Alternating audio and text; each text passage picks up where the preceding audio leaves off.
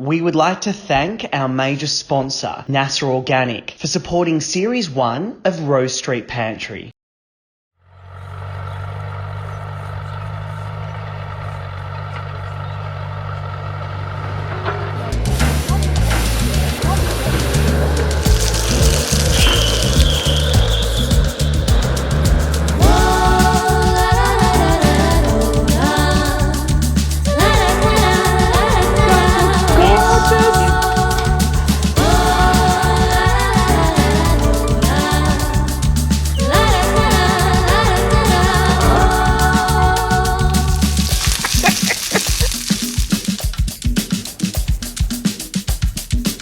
Happy with that?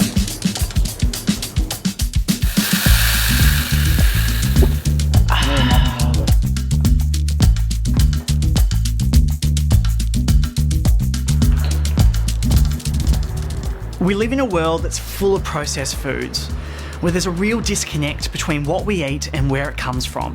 As a health professional and journalist, I'm particularly interested in what goes into the foods we eat and the effects that has on our body. And so I love that there's been a real swing back towards small-scale food producers here in Australia, because people want to know where their food comes from and how it's produced. And when you know the face behind the food you eat, you can ask questions.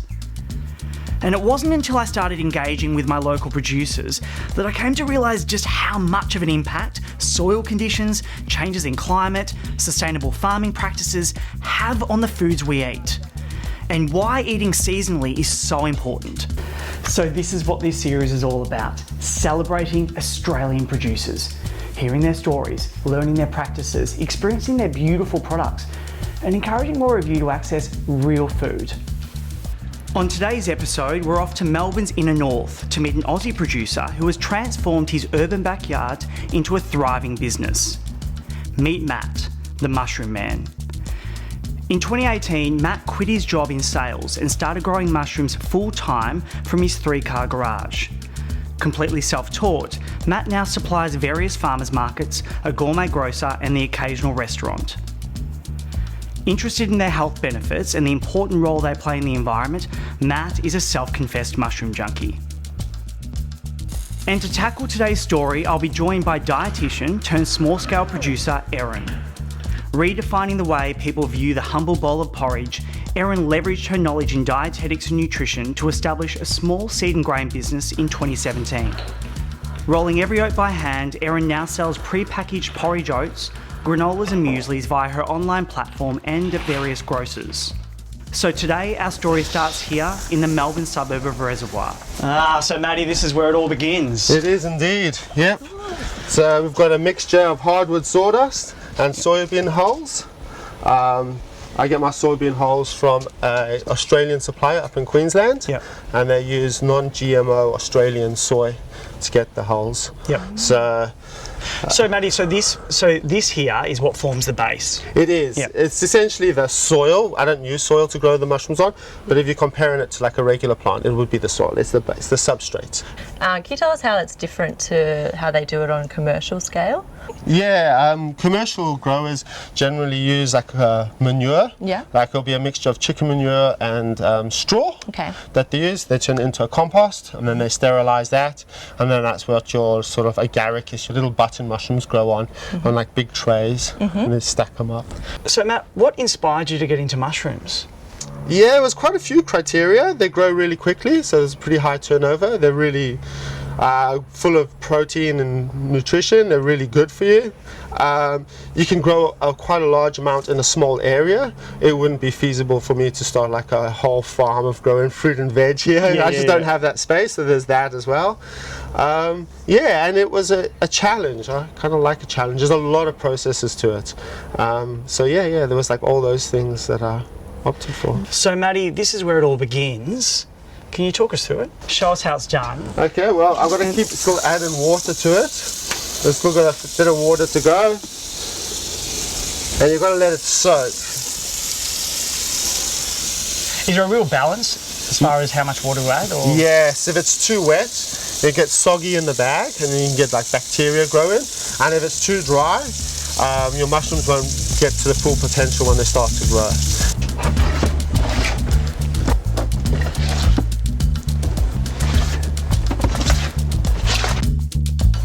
and then I bag it up, weigh it, and then move it over into my sterilizer.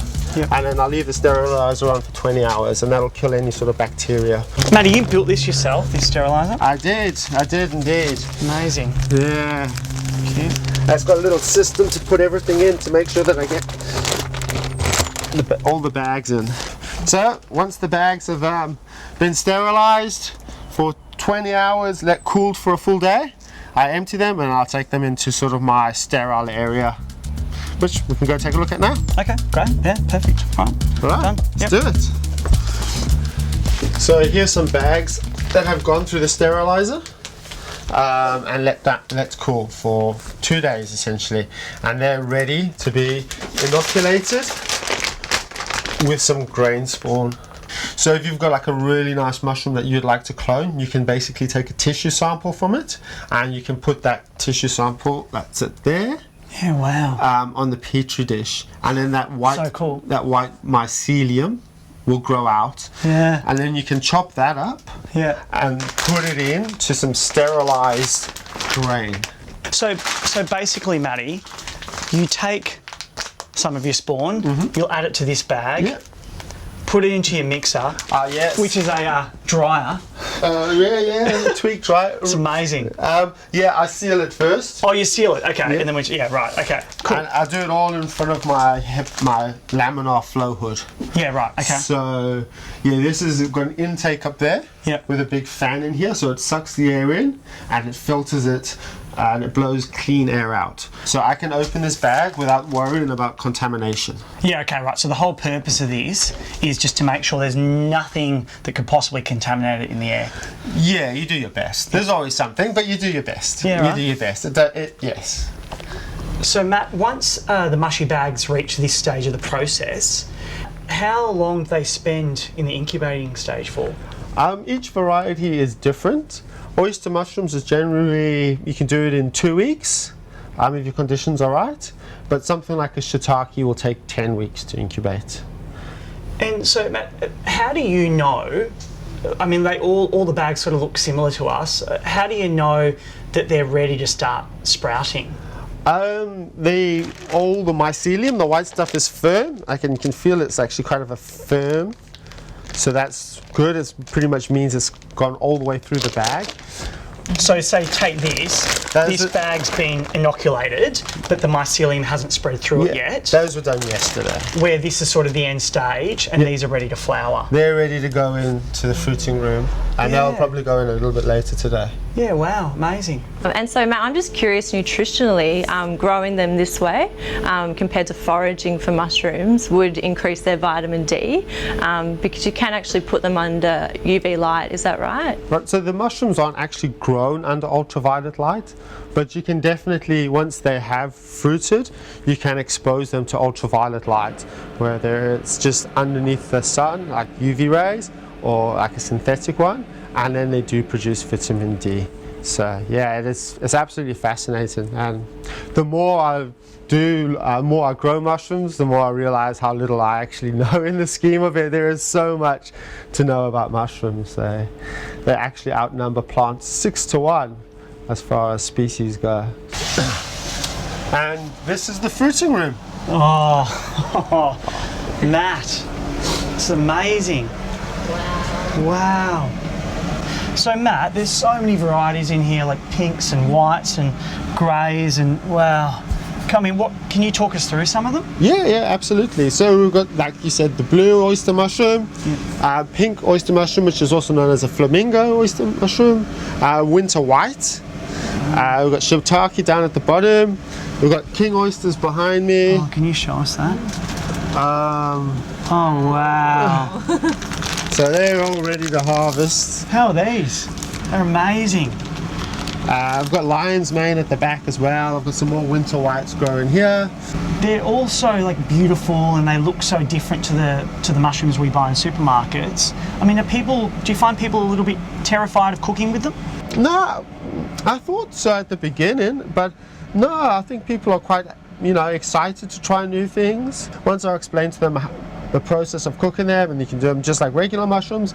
You know, like they buy it once or twice and then they've become regular customers. Obviously, mushrooms are great for flavour, texture, but they're also such a nutritional powerhouse as well, containing B vitamins, selenium, protein as well, which isn't always found in vegetables. And do you find at the markets you get a lot of meat eaters who are trying to reduce their meat consumption coming up to you, trying your mushrooms? Yeah, I've definitely noticed like that. It's been happening a fair bit lately, as well as a lot of vegetarians and vegans come through and buy a lot of mushrooms. Yeah. But yeah, have had people who definitely want to curb the amount of meat that they're consuming. Yeah. And yeah, mushrooms is a good substitute for that. So. And I guess the main reason for it being a meat substitute is that it has glutamate, which I'm not sure if you knew, but gives it that umami flavour. Yeah. So why people love mushrooms so much, it sort of has that meaty flavour still. Yeah. Which is what I love about mushrooms. That's Definitely, great. yeah. Oh, wow. There we go. Amazing. Matt, they're Thank incredible. you so much. You're welcome. My pleasure. you. My pleasure. Thanks, Matt. No, thank you so much, Shay. It's been so interesting. So interesting. We're looking forward to taking these down to my friend's Provedor and doing them justice. Yeah. Yeah. Well, thanks very much for coming. Thanks, Matt. I look forward to Appreciate seeing you it. again. Great to Thank meet you. And All pleased right. to meet you too. Thanks, Matt. See you All the later. best.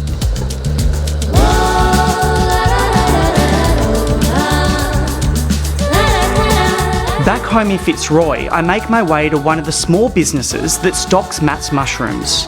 Meet Meredith, Provedor owner and passionate foodie.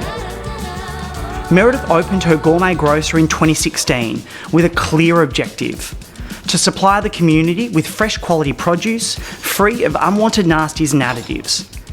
Meredith now acts as an important link between consumers and their local producers, educating people on where their food comes from. And today we'll be cooking out of her kitchen. What have you got there? How excited you are, my darling. I know, I love it. Maddie has kitted us out good. today. Check out this. So we've got a range of oyster mushrooms Fabulous. and shiitake. Yep. So let's talk through them.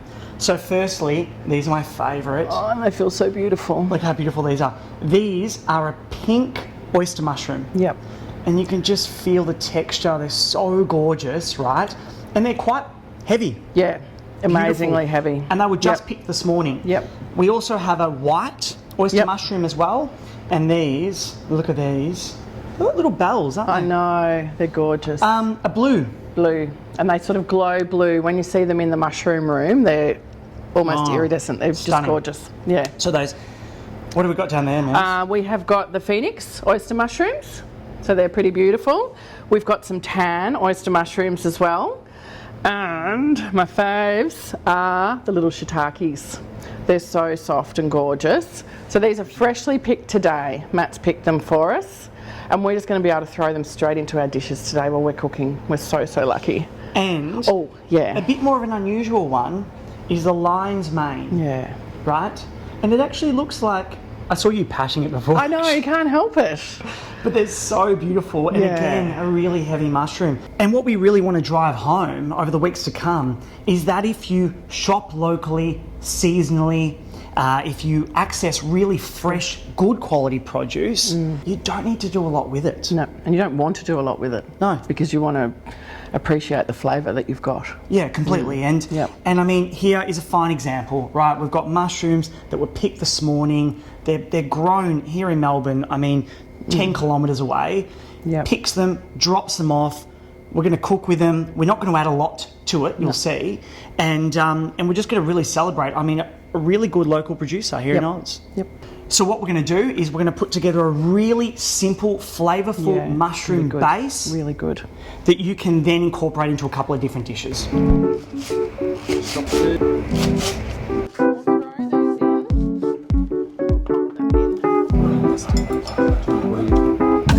Seriously, Thomas. Use fresh garlic and the garlic powder. So we're going to do lots of legs. We really want, So pop the lid on. Good if you've got a pot with a nice tight lid. and then it's blitzed. We've got some gorgeous leeks just out of Dalesford. I'm going to add the chopped garlic in now. Tom will stir that through. finely chop the stalks, and they'll be absolutely gorgeous through the leeks. Pop those in there. Some gorgeous cracked pepper. Pop the rosemary leaves in. At any point, guys, adding in a little bit of extra oil. Butter. And Some butter. And some butter. A bit partial to a bit of butter. You are. Now this butter is from Chichura It is. in regional Victoria, which is lovely. Mushrooms. Let's talk please, mushrooms, sir. please. Yes. Yep. Bring them over. Okay, so here we have Maddie's mushies. Yay. How yum are these? Now, guys, we want to do these justice. We don't want to overcook them. We don't want to overcomplicate the dish with flavours because this is the hero of your dish, okay? So, now when you're cooking this, Meredith, you always told me you add in mushrooms at different stages, Yes. depending on how tough they are, Yes. or how delicate they are, Yep. and to get those like that textural element to the dish. Yeah, right? so you're getting both the, if you think about eating a raw mushroom and eating a really well cooked, fried mushroom, the flavours are different. So if you start off by cooking some of the mushrooms, for a fairly long time, you're getting that depth of flavour. And then towards the end of the dish, we're adding in the really fine, soft mushrooms. So you're getting the fresh mushrooms as well as the really well cooked ones. So what I normally do is you find the base of these mushrooms, that's the bit that can be a bit tough.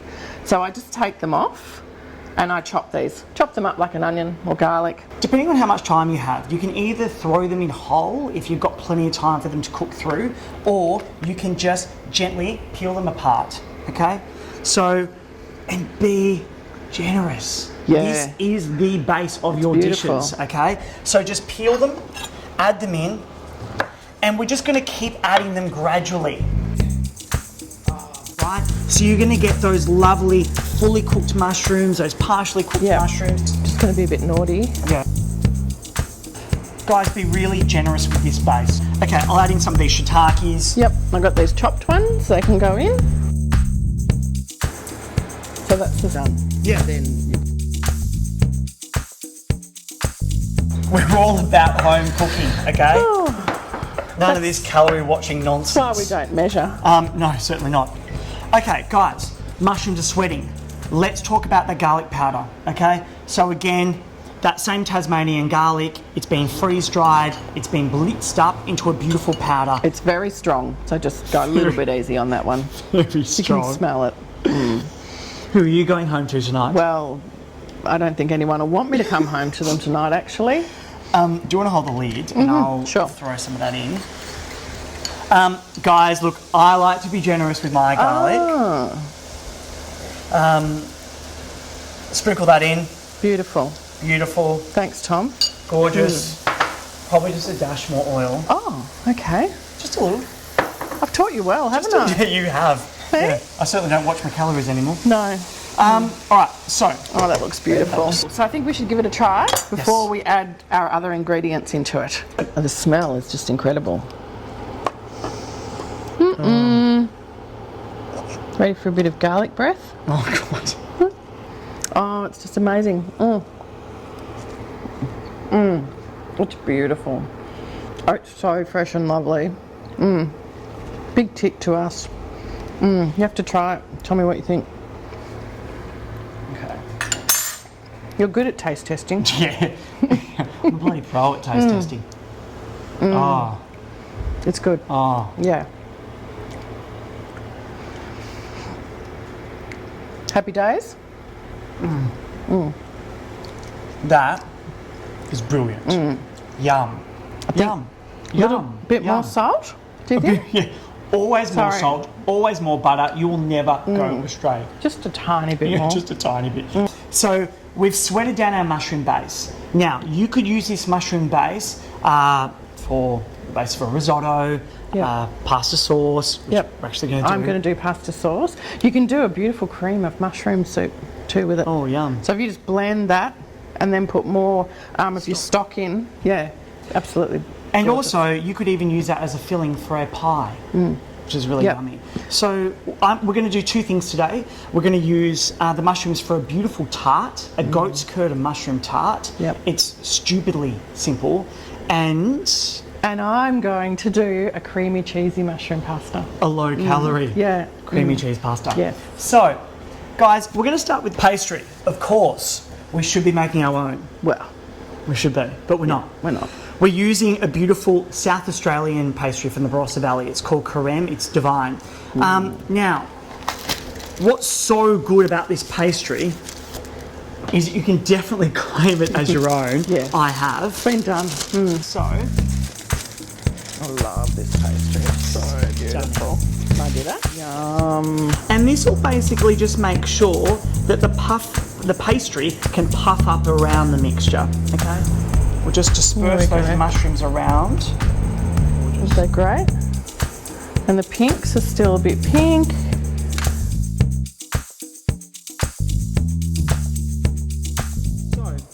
We've laid the mushroom across the pastry, right? It smells incredible. And now what we're going to do is just finish it off with a really simple cheese, okay? So, here's the thing. I love cheese. You love cheese. I love cheese. You can do whatever cheese you want with this Anything. particular tart. You could use a buffalo mozzarella. You could Yeah. use a feta. You could use like a crumbly blue cheese. That'd be amazing. if that should wouldn't it? jive. Yeah. Jive. We're using a really lovely goat's curd from the Mornington Peninsula. It is so creamy and lovely. It's good. God, it's so It is nice. so fresh. It marries beautifully with the mushroom, obviously. So the pastry's going to puff up around the mushrooms. It's going to be so, so nice. 15 Beautiful. minutes at most, probably. Gorgeous. So let's get into this pasta dish. Okay, this one's so quick and ridiculous and fabulous. So cream first. So we'll pop that in. Yeah. Yep. It's a very thick cream, so sometimes I'll even add a little bit of milk to thin it out a little bit. But God, pop this is that in. heavy. And then we'll do some cheese as well. Have a look at Oh that. God, this is obscene. It's fantastic. Is this low in calories? Oh yeah. Yeah, absolutely. I'm sure it's got the Heart Foundation ticks on it, do you think? I'm sure they're on there somewhere, Tom.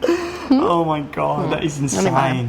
Beautiful. Gorgeous. So nice. Now can I do my cheese? Yeah, let's talk about Okay, cheese. a few Now- different cheeses. Let me move this. My first one that I love is Reggiano Parmesan. So this one, I like to put a few different cheeses in because once again you get a deeper flavour. So I tried just ones that taste different. You don't have to use these sorts, you just use a variety so that then you get a better flavour. And then I've got a gorgeous, what are you up to? I just want to have a That's sniff. Stelvio, my friend Stelvio. And this is a semi-hard Italian cheese. It's so full of flavour. So I'm going to just pop it into the sauce. You'll see the sauce is getting quite thick now with the cheese and the beautiful cream. How's that? Oh God, that smells so I know. good. We'll just add the milk and Yep. it will just kind of make sure it maintains that sort of saucy consistency. Yeah. Again, Schultz. Thanks, Schultz. Thank you, Schultz. That cooked pasta in, it will take a lot of the liquid Yeah, it out does. of the dish. Yep. And you still want it to be beautiful and saucy because that's what's so amazing about it.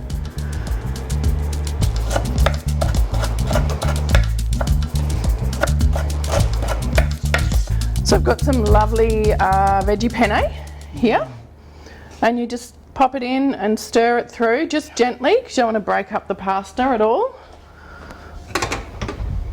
Just stir that through Yep. Then we're done. and we're done. And we can serve that. Well, yep. Yeah, It's all let's good. get some bowls. Let's serve. Okay. Right. So guys, what we've done here is start with an incredibly simple mushroom base that's full of flavour, and we've made two stupidly easy dishes from it. We've made a lovely mushroom and goat's curd tart and a creamy mushroom pasta. It is that simple. Use quality ingredients. You don't need to do a lot with it, all right? So, oh, you've already served up. Well, I have. Yeah. I'm So let's hungry. kick into it. Thank you. Here we go. Thank I'll you. grab your fork. No, all good. Good. Okay. Lovely. Thank you. So to Maddie's mushrooms. Cheers. Cheers. Beautiful. Is it half each? Yeah. No, 3/4 me, Oh, quarter you, okay. obviously. All right. Beautiful. Divine. Fabulous.